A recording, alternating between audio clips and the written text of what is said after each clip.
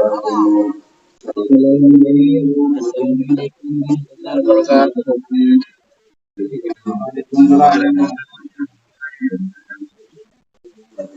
Selamat pagi dan salam sejahtera bagi kita semua. Saya sebagai moderator mewakili dari kelompok 4 akan mempresentasikan tugas bahasa Indonesia yang bertema jenis-jenis paragraf dan contohnya. Yang pertama akan dibacakan oleh Faizatul Jannah. Dipersilahkan.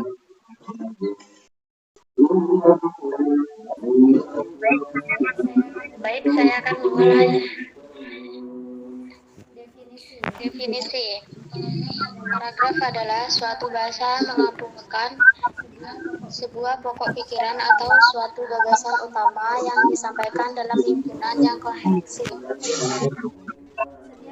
Setiap paragraf harus menyampaikan sebuah gagasan utama. Tersebut harus dijelaskan oleh gagasan bawahan sehingga dalam paragraf terdapat beberapa kalimat yang saling terkait. Dalam rangkaian kalimat itu tidak satupun kalimat yang bertentangan dengan kalimat gagasan utama dan kalimat gagasan bawahan. Kalimat yang berisi gagasan utama disebut kalimat gagasan bawahan, yang gagasan bawahan adalah kalimat jelas. Sehingga paragraf minimal terdiri dari 3 kalimat dalam penulisan itu. Kesatuan yang kompak, yaitu semua kalimat harus menyambung tema yang jelas. Koherensi yang tadi, yaitu antar kalimat dalam paragraf saling terkait dalam paragraf. Cara mengukai antar kalimat dalam paragraf dapat dilakukan dengan cara dengan kata kunci yang terdapat dalam setiap kalimat. Penggunaan kata penghubung atau konjungsi setiap awal kalimat dengan kata ganti orang atau kata-kata seperti ya, mereka, yang, itu, tersebut, dan ini. Penggunaan metode pengembangan paragraf sebagai pembuat gagasan utama paragraf. Metode yang digunakan dari metode proses sampai dengan metode definisi. Selanjutnya akan dibacakan oleh Safira. Kepada Safira dipersilahkan.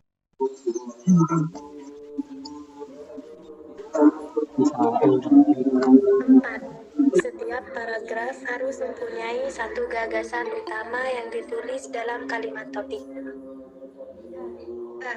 Posisi kalimat topik dalam paragraf ditempatkan pada kalimat topik awal paragraf deduktif. B. Kalimat topik pada akhir paragraf induktif. C. Kalimat topik pada awal dan akhir paragraf deduktif induktif. D. Kalimat topik pada tengah paragraf ineratif. E. Kalimat topik pada semua kalimat dalam paragraf deskriptif. Dan kalimat topik dalam paragraf ditulis dalam kalimat tunggal atau kalimat majemuk bertingkat karena kedua kalimat itu hanya menyampaikan satu gagasan utama. 5. Penulis paragraf tetap memperhatikan kaidah satuan bahasa yang lain seperti ejaan, tanda baca, kalimat, diksi, dan bentuk kata. 6. Dalam penulisan karangan ilmiah, penulisan paragraf harus diperhatikan hal-hal teknis penulisan seperti kutipan, sumber rujukan, tata letak grafik, kurva, dan gambar. 7. Penulis pun memperhatikan jenis-jenis paragraf pada posisi bagian karangan, pendahuluan, isi, dan 25 bagian kesimpulan. 8. Penulisan paragraf yang menjorok ke dalam sejajar atau menekuk. 9. Penulis juga memperhatikan jumlah kata atau jumlah kalimat dalam sebuah paragraf, yaitu jumlah kosakata paragraf antara 30-100 kata dan jumlah kalimat minimal 3 kalimat. 10. Jika uraian paragraf melebihi 100 kata, sebaiknya dibuat menjadi 2 paragraf.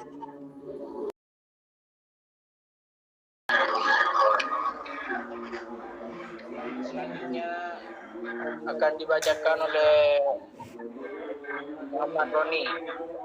Kepada Roni dipersilakan.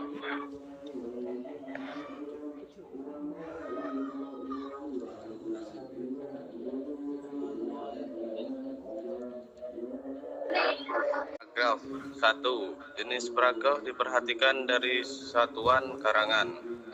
Di antaranya A.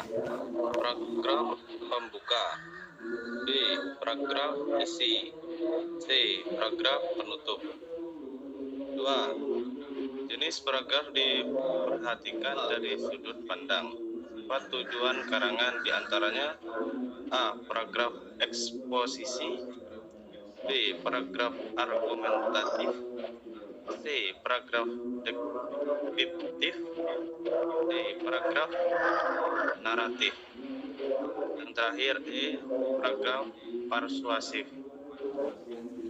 3. Jenis paragraf diperhatikan dari posisi kalimat. Topik dalam paragraf di antaranya A. Paragraf deduktif, B. Paragraf indukatif, C. Paragraf eksekutif,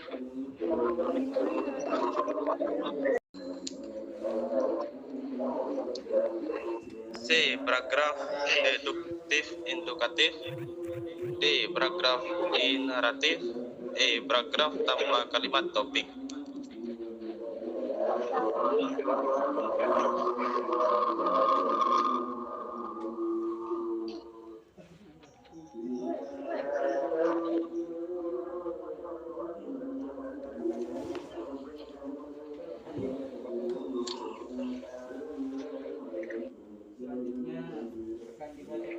Selanjutnya akan dibacakan oleh Risa.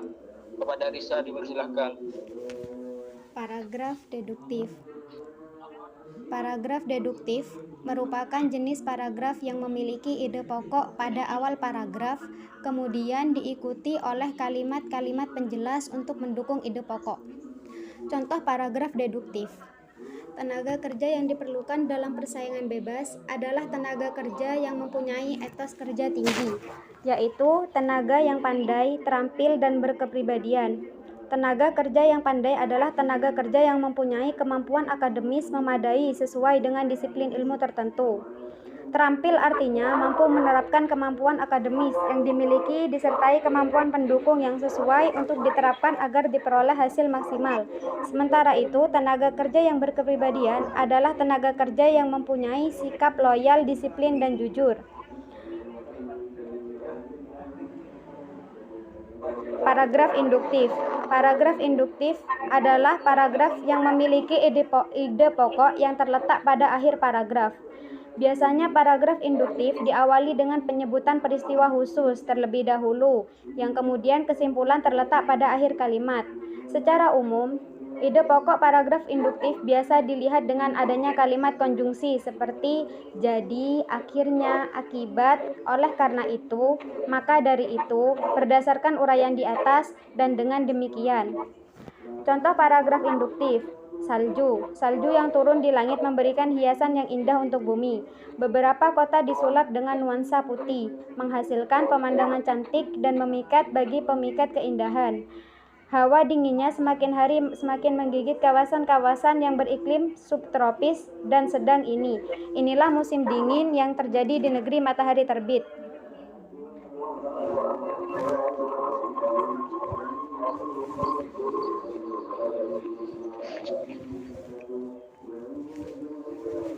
Materi selanjutnya akan dibacakan oleh Lisa.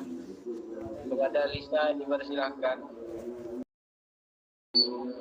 Paragraf deduktif induktif memiliki ide di awal dan di akhir paragraf. Meskipun memiliki dua kalimat topik, tapi bukan berarti ide pokoknya ada dua. Dua kalimat topik itu hanya merupakan bentuk pengulangan gagasan utama untuk mempertegas informasi. Contoh paragraf deduktif induktif. Hasil penelitian mengungkapkan bahwa tingginya kolesterol merupakan faktor risiko yang paling besar yang menyebabkan seseorang terkena penyakit jantung koroner. Hampir 80% penderita koroner di Eropa disebabkan kadar kolesterol dalam tubuh yang tinggi. Bahkan di Amerika, 9% penderita jantung koroner disebabkan penderita tinggi. Begitu juga di Asia, besar penderita jantung koroner disebabkan oleh makanan yang banyak mengandung kolesterol. Dengan demikian, kolesterol merupakan penyebab utama penyakit jantung koroner. Paragraf iteratif. Jenis paragraf iteratif merupakan paragraf yang memiliki ide di tengah-tengah paragraf. Biasanya paragraf dengan kalimat-kalimat yang jelas terlebih dahulu, kemudian diikuti ide dan dilanjutkan kembali. Contoh paragraf iteratif. Gunung Sinabung di Sumatera Utara meletus. Mereda letusan Gunung Sinabung, Gunung Kelut di Jawa Timur juga meletus. Selain gunung berapi yang meletus itu, dan gunung berapi ibu kota Jakarta seperti tahun-tahun sebelumnya dilanda banjir. Yang sering mengalami kekeringan juga dilanda banjir. Indonesia memang sedang ditimpa banyak musibah dan bencana. Bencana-bencana tersebut menelan korban, baik harta maupun jiwa. Padi jadi panen. Sayur-mayur yang banyak ditanam dan dihasilkan di lereng-lereng gunung juga hancur sehingga harga di pasar menjadi melambung.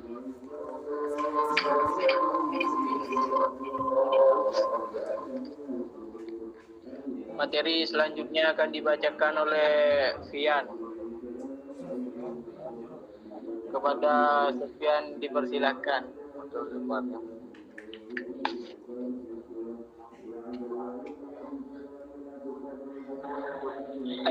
Paragraf menyebar. Paragraf menyebar. Jenis paragraf ini memiliki ide pokok menyebar dan memiliki kalimat utama. Hal ini dikarenakan pikirannya terletak pada seluruh paragraf atau bersifat pada kalimatnya. Contoh paragraf menyebar. Matahari belum tinggi benar, embun masih tampak berkilauan. Warna menjadi sangat indah diterpa sinar matahari. Tampak buku-buku dengan berbagai warna terbang dari bunga yang satu ke bunga yang lainnya. Angin pun semilir saya menyejukkan hati.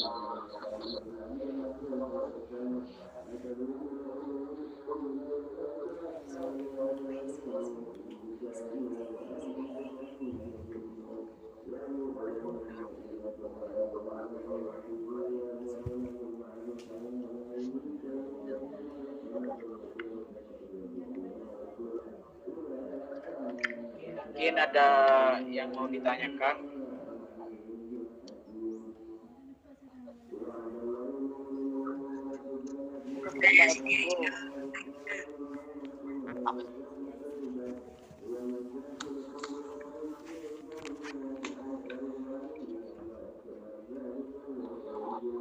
Monggo, silakan ditanyakan.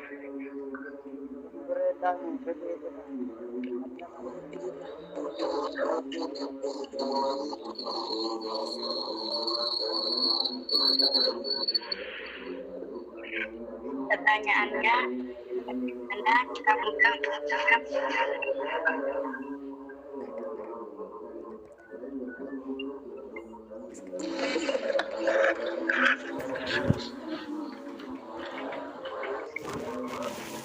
Bisa diulangi pertanyaannya? Bagaimana dan bukan paragraf?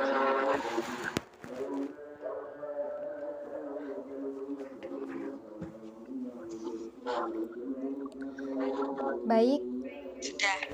akan saya jawab pertanyaannya.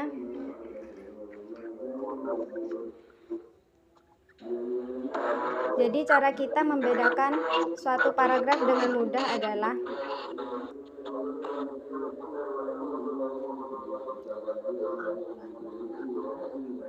kita hanya perlu memperhatikan letak paragraf utamanya. Jadi perlu diingat bahwasanya paragraf deduktif itu paragraf yang kalimat topiknya berada pada awal. Sedangkan kalimat paragraf induktif adalah paragraf yang kalimat topiknya itu ada pada akhir kalimat. Lalu paragraf induktif dan deduktif adalah paragraf yang menempatkan kalimat topiknya pada awal dan pada akhir paragraf. Sedangkan pada paragraf ineratif adalah paragraf kalimat yang kalimat topiknya ada pada tengah paragraf. Lalu pada paragraf menyebar itu terdapat penjelasan mengembangkan paragraf yang melebihi satu paragraf. Jadi paragraf deduktif kalimat topiknya di awal, induktif kalimat topiknya di akhir, deduktif induktif topiknya di awal dan di akhir, ineratif kalimat topiknya di tengah, sedangkan paragraf menyebar topiknya melebihi dari satu paragraf. Bisa dipahami?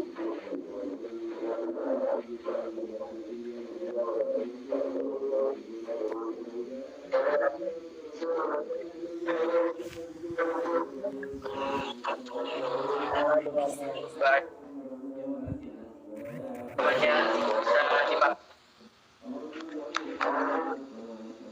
Ya, terima kasih.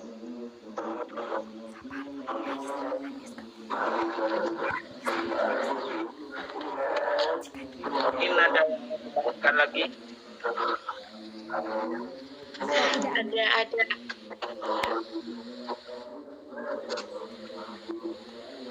Oh, jadi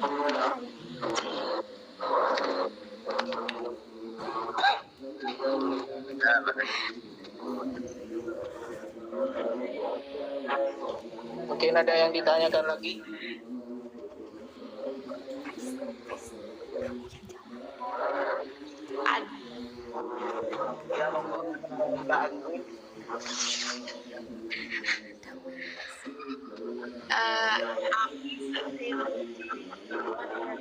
Dalam sebuah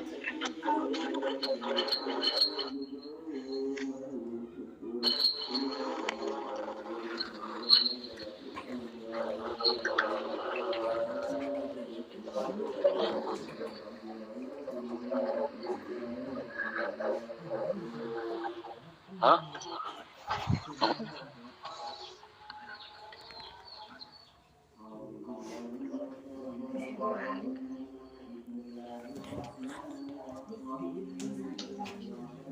Bisa diulangi pertanyaannya? apa fungsi penting sebuah paragraf di dalam sebuah karangan?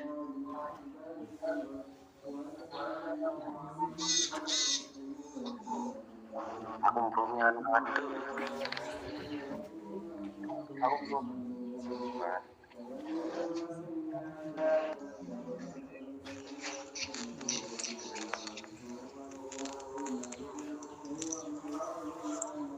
Baik, saya akan menjawab pertanyaan dari Mbak Azun.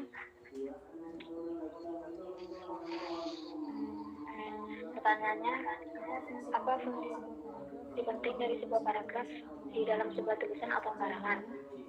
Jawabannya, paragraf menjadi penanda pengalihan suatu gagasan ke gagasan lainnya di dalam sebuah tulisan. Keberadaan paragraf dapat memudahkan penulis dan pembaca untuk mengembangkan topik utama ke dalam unit pikiran yang lebih kecil. Selain itu, paragraf juga membantu dalam mengekspresikan dan sebuah struk yang logis.